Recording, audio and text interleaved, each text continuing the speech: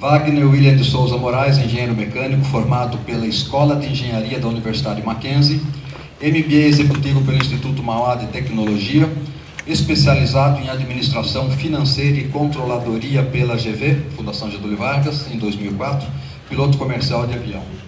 Superintendente de padrões operacionais da Agência Nacional de Aviação Civil, ANAC, desde 6 de setembro de 2012, foi gerente geral de operações de transporte aéreo, GGTA, de julho de 2011 a agosto de 2012, tendo iniciado sua carreira na administração pública federal em março de 2010, como especialista em regulação na gerência de certificação, deixa eu achar a próxima página 8, o currículo cortou no meio, na gerência de certificação de operações de transporte aéreo, GCTA.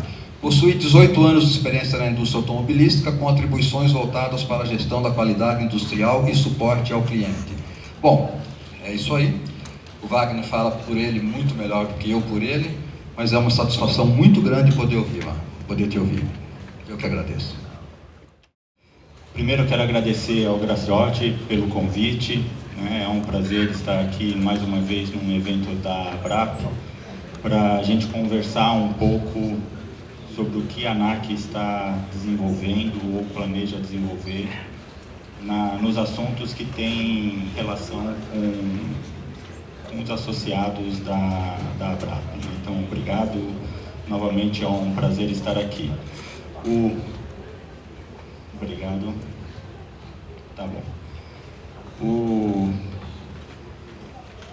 O tempo não é grande, então são vários assuntos que foram demandados. Aí eu tentei fazer uma pequena compilação, então a gente não vai ser capaz de se aprofundar em vários deles. A ideia é apenas a gente fazer um overview do que nós estamos discutindo e tratando hoje na ANAC, principalmente com relação à formação de pilotos.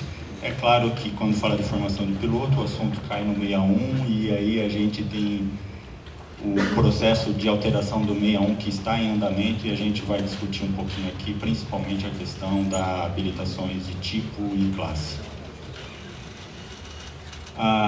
Esse é o roteiro da apresentação. Antes de nós entrarmos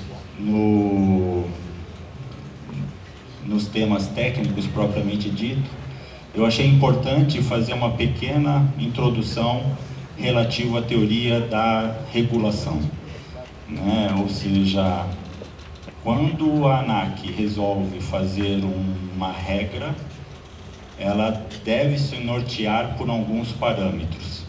Então a ideia é que a gente apresente aqui para nivelamento de entendimento de quais são esses parâmetros que nós chamamos de teoria da regulação. Né? Qual é a razão do Estado realizar uma intervenção numa atividade? No fundo, as agências reguladoras, quando estabelecem uma regra, a palavra é forte, né? Falar de intervenção, mas o sentido é esse mesmo. O Estado está interferindo em atividades. E tem 3 pilares que determinam essa intervenção. A primeira é tratar distorções do mercado causadas por assimetria de informação.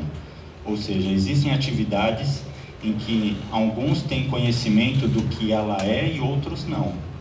E aquele que não sabe, ele tem de ter alguma garantia que ele não está entrando numa canoa furada. E isso é o que a gente, meu vocabulário, vocês estão vendo, não é muito técnico, então vocês me perdoem, mas eu acredito que será possível entender o conceito. Então, existe a necessidade do estabelecimento de algumas regras para garantir os direitos daquele que não tem o conhecimento sobre a mesma. Exemplo, um passageiro que resolve fazer uma viagem do Rio para São Paulo e vai comprar um bilhete aéreo numa empresa aérea. Ele não vai ter condição de saber se o piloto está devidamente treinado, se a aeronave está devidamente mantida. Ele não tem condição de aferir essas coisas. Não necessariamente porque ele é leigo. É claro que a grande maioria dos passageiros são leigos, mas mesmo uma pessoa técnica do assunto, ela não tem acesso às informações técnicas que dê a segurança que aquela operação está no nível adequado. Então, para tratar essa assimetria de informação, é que toda atividade de transporte público é certificada. Então, o Estado estabelece requisitos para uma empresa prestar essa atividade, e o fato dessa empresa ser certificada é a garantia para o usuário que aquela organização atende um patamar mínimo técnico aceitável. Agora, isso não é suficiente, né? Existe uma outra questão que é tratada, que é a externalidade negativa, que é proteger o cara que não está envolvido com a operação. Ou seja, o exercício de uma atividade não pode colocar em risco os interesses ou até a integridade de um terceiro não envolvido com aquela atividade que o outro está desenvolvendo. Isso é algo que precisa ser tratado também nos regulamentos, e é o que a gente chama de externalidade. É por causa da externalidade que existe o 61, porque se fosse só uma operação individual, o piloto sabe qual é a condição dele, ele sabe qual é a aeronave, ele sabe o que voo ele vai fazer. Só que é necessário você garantir uma certificação mínima, num padrão mínimo de competência técnica, para garantir os efeitos nos terceiros. Então, é por isso que existe a certificação de pilotos de uma maneira geral. E existe uma outra questão que, na maioria dos casos, não afetam a SPO, né, a área de padrões operacionais, mas na maioria dos casos, né, a gente vai chegar num ponto em que a gente vai tratar disso aqui na nossa apresentação. Mas, normalmente, o monopólio natural, você está falando de parte econômica. Então, se dentro de um sistema existe a tendência de existir um monopólio, para que não exista a supremacia do poder econômico sobre o indivíduo, eu estou falando do indivíduo, mas pode ser até os segmentos de empresas, né? Mas estou reduzindo ao mais simples, que é o indivíduo. Então, existe a necessidade de uma regulação de preço. No nosso exemplo da aviação, os aeroportos, eles têm características de monopólio natural. E é por isso que as tarifas aeroportuárias são tarifadas. Não é livre, arbitrária, não é arbitrada pelo operador aeroportuário, é uma tarifa definida pelo Estado. E isso, só isso não é o suficiente no exercício de regular, né? Porque cada vez que você coloca uma regra, mesmo assumindo esses princípios, existe uma outra questão que precisa ser analisada, que no nosso vocabulário é análise de impacto regulatório, mas na verdade na hora que você coloca uma regra, qual o benefício que essa regra está trazendo para o sistema. Então, a relação aqui é de custo-benefício, ou seja, o quanto de regra eu ponho e qual o benefício que eu tenho com o estabelecimento dessa regra. Esse exercício não é fácil, e não é uma questão de respostas absolutas de certo ou errado, tem muito de opção de que perfil de Estado nós queremos ser. Por exemplo, até que ponto nós queremos interferir nas decisões em que um cidadão tem condição de tomar. O Estado precisa ser tutor do indivíduo, e é interessante que na sociedade brasileira isso a gente vê com certa frequência, né? Ou seja, a tutela do Estado em várias atividades em que o próprio indivíduo teria condição de decidir. O tema é polêmico, a gente vai chegar na definição de tipo e classe, mas esse é o preâmbulo dessa discussão. Até que ponto o Estado tem de interferir numa situação em que não existe assimetria de informação, e em que altura da barra a gente vai colocar o controle da externalidade. E novamente, não tem o certo e o errado, é questão de decidir que Estado nós queremos ser, é uma decisão de política mesmo.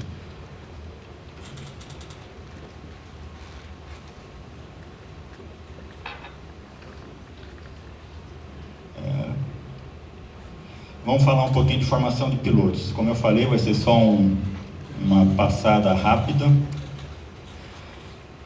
Aqui é meio chovendo molhado, né? A gente tem as principais fases de uma formação: curso teórico, exame teórico, curso prático e o exame prático. E no final desse processo, espera-se que saia um piloto devidamente capaz de executar a sua atividade. E hoje, no modelo em que nós funcionamos, a ANAC tem interação com cada uma dessas fases, né? E o que nós estamos construindo, né, é o arcabouço regulatório para que a gente foque nas atividades críticas do processo. E quando eu falo atividade crítica, vocês veem que o curso teórico perdeu a perninha. E aí, fazendo a menção com a proposta do 61, em que nós estamos propondo não tornar obrigatório a realização de cursos certificados para APP, para PLA, para balão, para planador, para vários cursos.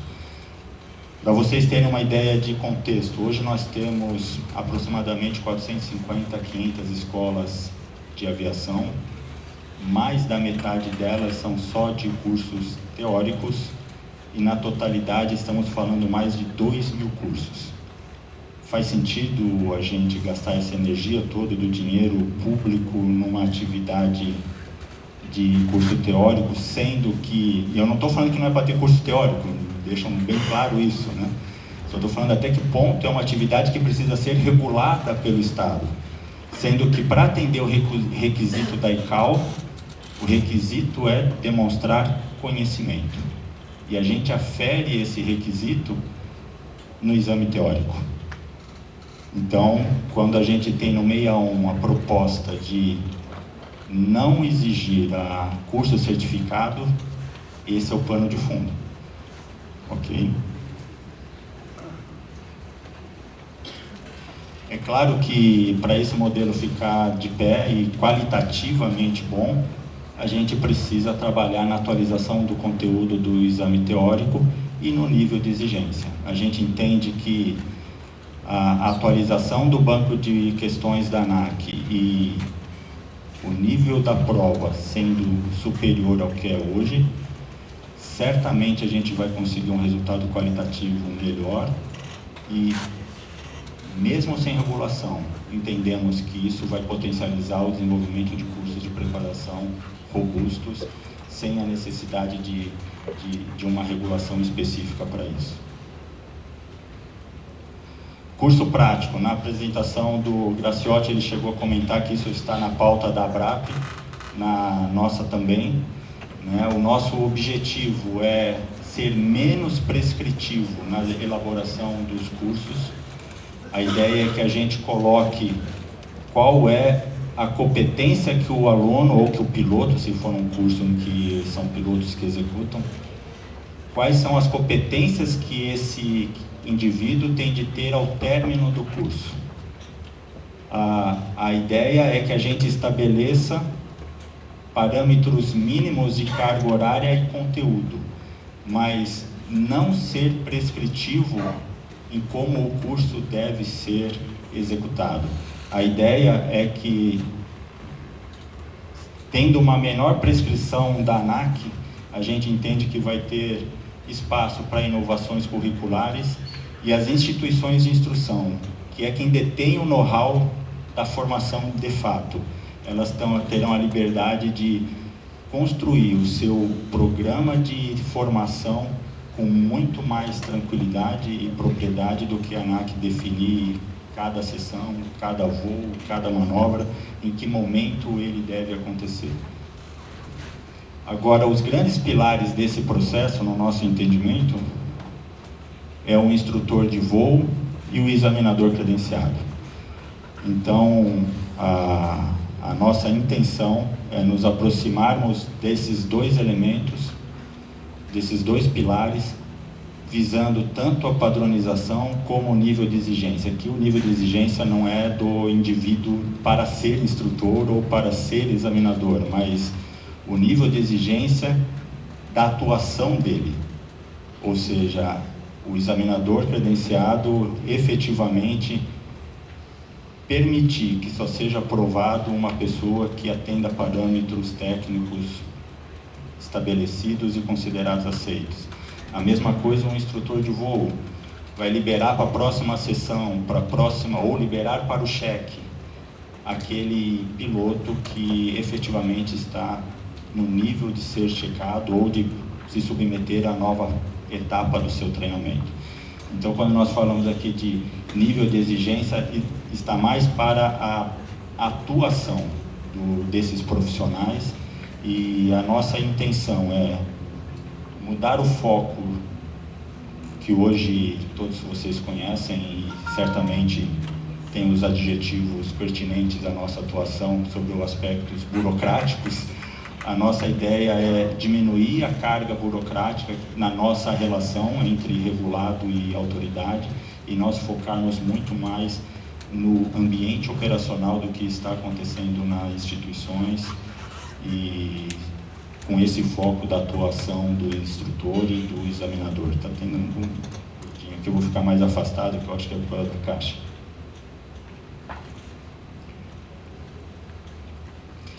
Credenciamento de examinadores, né? Eu vim aqui, se eu não me engano, em fevereiro, num evento da ABRAB, se eu não me engano. Nós já apresentamos isso, vou apresentar novamente, tem uma outra formatação, mas é essencialmente o mesmo conteúdo. Naquela ocasião, a previsão é que isso estaria disponibilizado no segundo semestre. O nosso cronograma foi afetado pelo 61. Como o 61 ele atrasou em função de composição da diretoria, capacidade de decisão, isso acabou atrasando o andamento do credenciamento, mas o processo está caminhando. A previsão de credenciamento de uma pessoa física credenciada diretamente pelo Estado já existe no Regulamento 183. Então, o nosso nome popular é o Examinador 183, né, porque ele está baseado nessa previsão do RIBAC 183. Então, não existe necessidade de editar algum regulamento, essa previsão já existe. E o processo que nós estamos construindo, ele tem esse fluxo. Nós temos a publicação de uma IS que regulamenta o processo, ou seja, explica como que vai ser a atuação desse examinador, qual é a relação dele com a ANAC, como que isso vai acontecer. Tem um edital de seleção, e aqui está o motivo do atraso, porque o edital de seleção é o que vai definir a regra de atuação do examinador. Só que ele também estabelece qual é o perfil de entrada desse examinador. E a gente está no meio da discussão se aeronaves virão a se tornar classe ou permanecerão em tipo. E isso faz toda a diferença para esse edital. Então, esses dois documentos já estão prontos, né? Nós estamos aguardando a finalização do processo do 61, para, dependendo da decisão final, aí a gente publica o edital para dar andamento no credenciamento dos examinadores 183. O edital, a nossa intenção inicial era fazer um processo seletivo com uma prova inicialmente. Aí todo mundo sabe como é que estamos as questões orçamentárias no país, então não vai ser possível fazer a contratação de uma prova.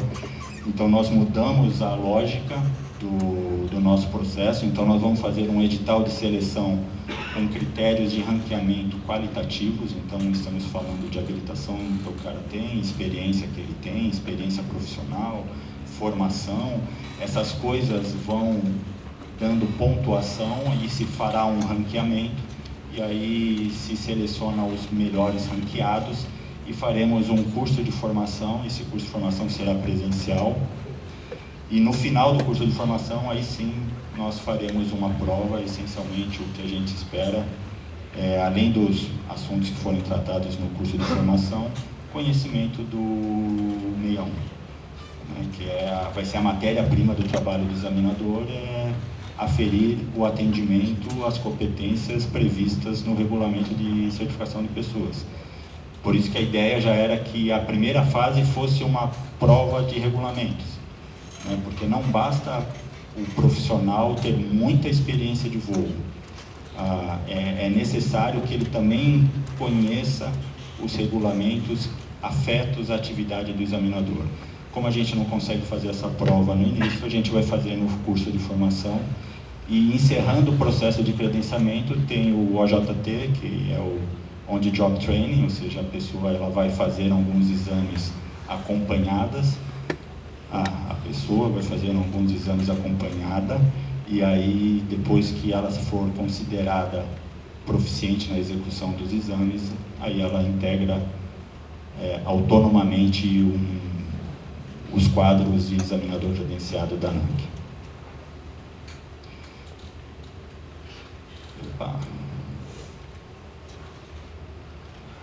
E como que a gente está estruturando isso? A ideia é que esse credenciamento ocorra por região, por motivos óbvios, né? Como nós conversamos já esse ano.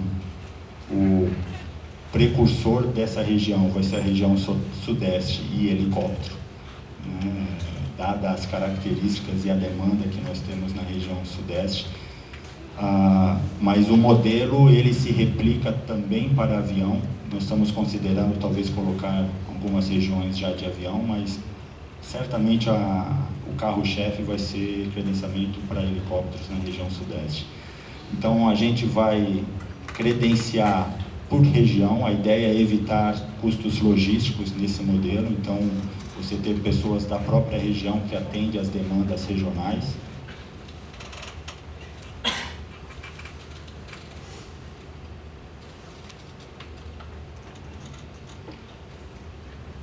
O piloto que demanda de um exame, ele vai fazer a solicitação à ANAC. A ANAC vai designar o examinador conforme localidade e habilitação, ou seja, não terá uma interação direta entre o piloto e o examinador. A ideia é que exista uma aleatoriedade nesse processo. Então, o piloto solicita para a ANAC, por critérios próprios de escolha, designa qual é o examinador da região que vai fazer o exame. E aqui a gente entra no único caso que eu conheço até agora dentro da SPO, em que a gente vai usar o princípio do monopólio, lá da teoria da regulação. Porque do momento que você tem um número finito de examinadores, você coloca a obrigatoriedade de fazer com aquele indivíduo. Se você der a possibilidade de ele arbitrar o preço, ele em tese pode escolher cobrar a remuneração que desejar. Então a nossa proposta vai ser de que a ANAC estabeleça os valores dos cheques. Tá? Então nós temos estudos nesse sentido, para que os valores sejam coerentes com algo que seja razoável dentro do mercado. Não vou me aventurar nesse momento a falar a tabela, porque a gente ainda não fechou, não consolidou dentro de casa, mas a ideia é que a remuneração saia da própria execução da atividade num valor tabelado pela ANAC.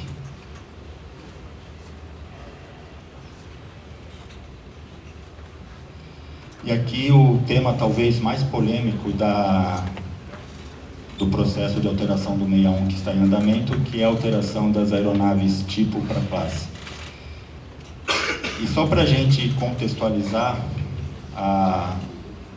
eu estou fazendo menção aqui ao RBHA 61. Eu não sei quando o RBHA 61 foi publicado, aí desculpa essa falha, eu podia ter consultado lá, mas ele estava na praça há muito tempo. Ou seja, a maneira com que a aviação brasileira operou até novembro de 2014 para concessão de habilitação de tipo e até hoje para as revalidações das habilitações de tipo, eles seguem isso aqui, né? Que é você permitir que a formação do piloto ele ocorra, que nós chamamos dentro de um processo informal, ou seja, o regulamento permite que tanto o conhecimento como a experiência de voo seja obtida por um piloto habilitado naquele modelo, que transfere essa experiência e esse conhecimento para um novo piloto, e declara para a autoridade que o candidato àquela habilitação está com conhecimento e proficiência adequado para ser avaliado para aquela habilitação de tipo. Essencialmente é isso que esse regulamento permitia. Só para ficar visualmente representado, a gente tem o piloto 1 que ministra o treinamento para o piloto 2, ele informa para a ANAC que treinou e solicita o cheque, e aí ocorre um exame de proficiência e a ANAC emite o CHT em caso de aprovação. Esse é um modelo que eu acho que a maioria dos senhores conhece e talvez tenham experimentado na formação de alguns modelos que vocês operam. O que está na proposta da emenda 06? Na coluna da esquerda nós temos a definição atual, a vigente, para aeronaves tipo, que são aeronaves certificadas para 2 pilotos. A lógica que está por trás disso é que se a própria certificação da aeronave já exige 2 pilotos, a operação já não é tão simples, né? Então já exige uma formação específica para aquele modelo. Então esse é um requisito.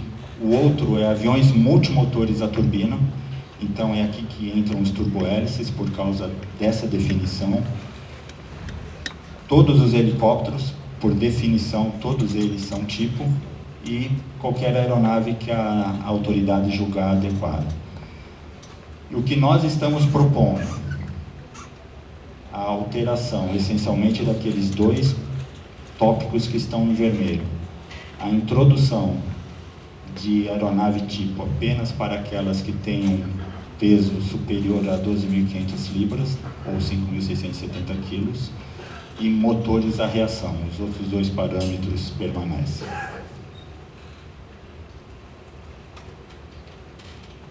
Importante dizer que essa alteração ela é aderente ao previsto no anexo 1 da ICAO para as habilitações, tanto de classe como de tipo. Não é necessário que o Brasil declare diferença à ICAO com a mudança dessa definição. Então eu coloquei aqui o anexo 1 da ICAO, ele prevê as classes de avião que nós já estamos acostumados, mono, multi, terrestre e anfíbio, e para helicóptero ele traz uma recomendação que os estados contratantes deveriam considerar o estabelecimento de classes de helicóptero, considerando condições comparáveis de handling, performance ou outras características. Nós não utilizávamos essa recomendação até hoje. Para a definição de tipo, o anexo 1 fala tripulação com 2 pilotos, helicópteros, exceto se foi adotado classe. Por isso que a gente fala aqui que não existe a necessidade de declarar diferença a um requisito, uma recomendação ICAO. A nossa proposta se alinha parcialmente ao que já é aplicado hoje pela FAA. Aqui é a definição da FAA, tem o conceito de grandes aeronaves, que é da onde saiu 12.500 libras. A ideia foi não fazer uma jabuticaba brasileira, mas se alinhar com alguma autoridade que já tem experiência na aplicação dessa lógica. Então faz sentido olhar o que os Estados Unidos faz pela característica da sua aviação. Estamos substituindo de aeronaves a turbina para aeronaves a reação. Com isso, os turbohélices eles não são por definição tipo, eles ficam condicionados ao critério de peso. E estamos mantendo os 2 pilotos para manter a aderência do anexo 1 e também definindo que qualquer outra aeronave que a ANAC julgar apropriada. Então essa é a proposta que está em debate hoje na ANAC. Só que para a gente manter a aderência ao anexo 1 com relação ao helicóptero sobre as características de operação e performance, por isso que eu falei que a gente se alinhou parcialmente à FAA, porque na FAA não existe a classe de helicóptero da forma que nós vamos propor aqui, mas nós estamos propondo 3 classes de habilitação de helicóptero. monomotor convencional, monomotor a turbina e helicóptero multimotor. Então, nesses casos, quando o piloto for transicionar entre essas categorias, entre essas classes, aí será necessário sim um processo formal junto à ANAC. A exemplo do que acontece hoje com a habilitação de mono para multi. Então o processo é exatamente igual. Estamos estabelecendo como um piso 8 horas de treinamento mais o cheque. Essas 8 horas, como a FAA não tinha essas classes estabelecidas, nós utilizamos como referência para colocar esse piso uma order que eles colocam para essa categoria de helicópteros para programas de treinamento de operadores 135. Então veio daí a referência 8 horas para fazer a transição entre essas classes.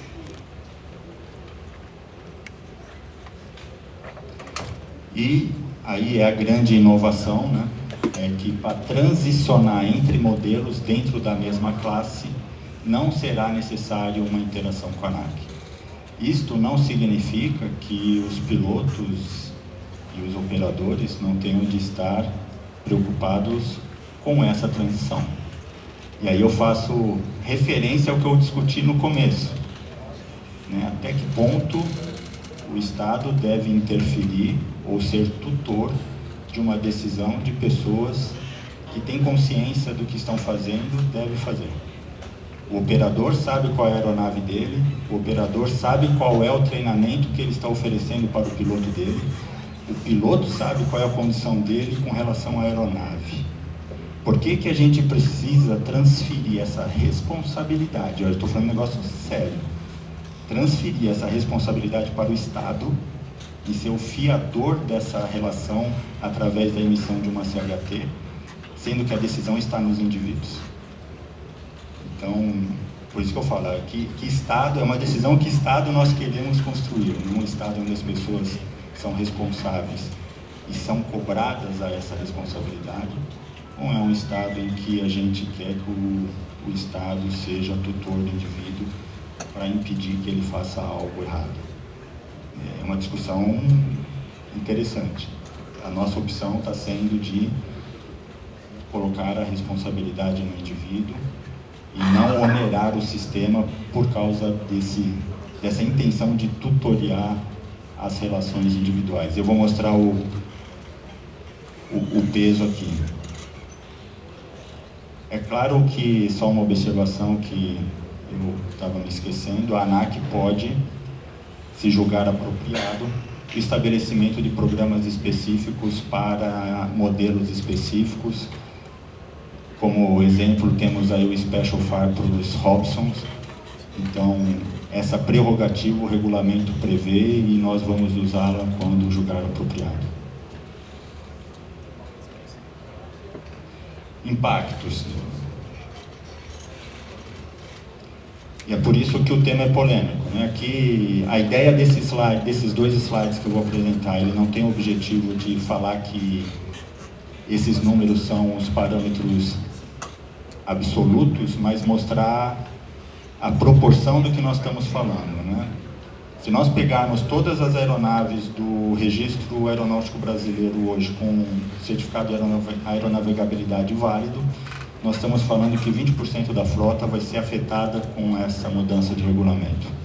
Nós estamos falando 46 modelos distintos de aeronave e 42 habilitações afetadas. É por isso que o mercado fica bastante agitado. Nós também fizemos um levantamento no Decerta, nos voos de 2014, e o que nós observamos que 38% dos voos registrados no Decerta em 2014 foram aeronaves que serão afetadas por essa alteração, e aproximadamente 30% dos pilotos que apresentaram registro no Decerta também estavam operando aeronaves nessas categorias.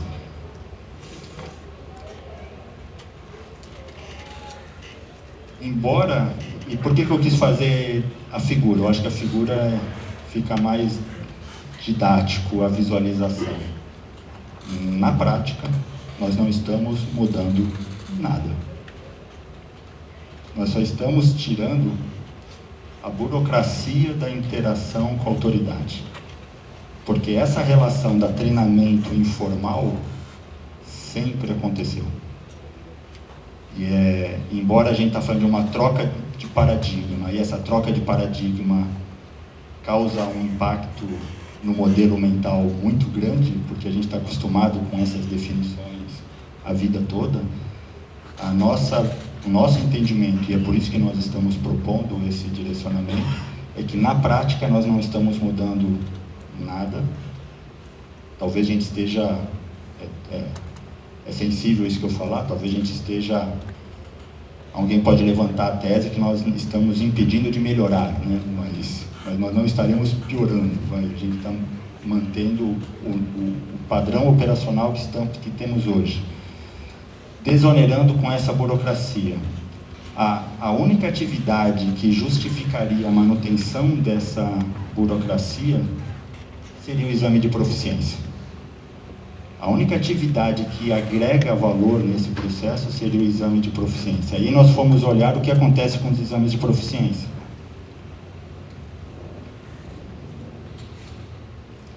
Nós fizemos um levantamento do ano de 2010 a 2014, então estamos falando de 5 anos de exames de proficiência realizados nessas categorias de aeronave no Brasil. Aliás, aqui é de tudo, mas a gente foi estratificando até as aeronaves tipo. Eu não sei onde é o... Aqui. Então nós, para avião, como existia a classe tipo, tem um nível a mais do que helicóptero. Helicóptero, como todos são tipo, ele perdeu um ramo aqui, mas esse é a informação que nos interessa. E nos 5 anos em avião, nós tivemos uma aprovação de 98,35% e para helicóptero 99,3%. Aí a pergunta é, faz sentido manter a burocracia? A nossa leitura é que não faz sentido colocar esse custo, manter esse custo dentro do sistema, e estamos desonerando, a nossa proposta é desonerar essa burocracia. A outra análise que nós fizemos com relação a eventual impacto em acidentes. Para o mesmo período, nós pegamos 2010 a 2014, o total de acidentes, fizemos a mesma estratificação, classe tipo, e aqui nós fizemos mais uma estratificação, e essa é uma informação importante. Essa regra, ela afeta o operador privado. O 135, o táxi aéreo, ele continua, novamente, lembra a questão da simetria de informação que eu falei lá no início? O operador que presta serviço de transporte público, ele continua tendo a sua operação certificada e é mandatório um programa de treinamento aprovado junto à ANAC, ou seja, a relação é muito mais rígida do que o operador privado. Então, nessa estratificação dos acidentes, nós chegamos até essa configuração, 12 acidentes nos últimos 5 anos para aeronaves TPP tipo e 63 de helicóptero. Nós buscamos para o mesmo período os relatórios dos acidentes. Nós não temos uma quantidade grande de relatórios finalizados para o período. Se eu não me engano, nós conseguimos algo em torno de 10, mas não assumam esse número como um número absoluto. Mas ele serve como um indicativo da característica dos acidentes. E a gente vê que aquilo que a gente está tratando é o fator contribuinte instrução, que está presente em 20% dos eventos. E aqui nós fizemos a seguinte premissa, né? Eu sei que tem pessoal do Seripa aqui, eu não quero correr numa falha conceitual, mas o fator contribuinte, na verdade, a lógica é que ele contribui combinado com outros fatores contribuintes, ou seja, não é uma atuação isolada. Também não é muito mensurável qual a intensidade desse fator contribuinte. O fato é que ele, de alguma forma, ele estava presente e de alguma forma ele contribuiu para o evento. E instrução estava em 20%. Então, para Se a gente utilizasse um rigor estatístico correto, a gente deveria de tentar descobrir uma relação combinatória entre os fatores para saber qual é o benefício real. Eu gosto das coisas mais simplesinhas, até porque ia faltar conhecimento estatístico para fazer tudo isso. Então a gente partiu da premissa que, ok, em 20% dos casos a causa foi a instrução. Ou seja, a gente transformou de fator contribuinte para a causa. Ou seja, é um cenário muito mais conservativo. E aplicamos esse 20% naqueles números do acidentes TPP, que seriam esses que a gente estaria efetivamente tratando, não fazendo essa mudança de regra. E nós fizemos uma projeção aqui, e aqui é muito cuidado na interpretação do que eu vou falar agora, porque aqui o que nós fizemos foi apenas fazer uma regressão logarítmica para fazer uma estimativa de tendência. A gente não está falando que em 2017 serão esses números, a gente só está fazendo uma projeção baseado no histórico e aplicamos aqueles 20% em cima dessa tendência e a gente vê que a gente sairia de 117 para 115, 110 para 108, 114 para 102 acidentes. Isto não significa que a ANAC está aceitando 2 acidentes a mais com a regra ou não. O que eu estou querendo demonstrar aqui é que essa diferença está dentro da própria incerteza estatística da análise. Ou seja, a gente não consegue materializar um benefício concreto no resultado real com a mudança da regra. E é por isso que a gente está seguindo em frente. A gente não está percebendo uma perda no sistema por causa dessa mudança de regra. Tá? Então, e para finalizar, para as aeronaves que permanecerão com a sua classificação como aeronave tipo, aí, como regra, o regulamento estabelece que o treinamento deve ser feito em centro de treinamento. Esse é o objetivo da regra. É claro que a gente sabe que existem alguns modelos que não têm centro de treinamento ou não estão certificados, então, mesmo assim, existe a brecha no regulamento para aquelas aeronaves que não tenham centro de treinamento, aí pode ser feito fora de centro de treinamento. Mas como expectativa de regra, por premissa, a aeronave tipo vai para um centro de treinamento. Se não houver centro de treinamento, aí existe a previsão de fazer em aeronave. Então, essa foi a intenção de fazer a apresentação como um overview. Nós passamos por esses tópicos.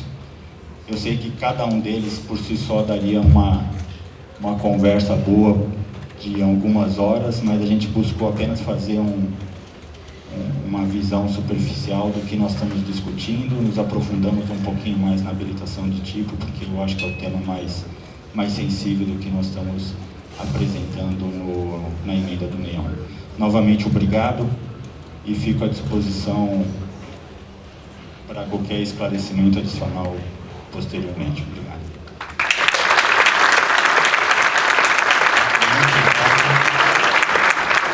Eu gostaria só de dizer o seguinte, falo por mim, não me atrevo a falar por todos, mas até acredito que boa parte gostaria de ouvir o que ouviu de você a respeito do 61, de algumas facilidades. Eu acho que isso é bastante bem-vindo. Muito obrigado.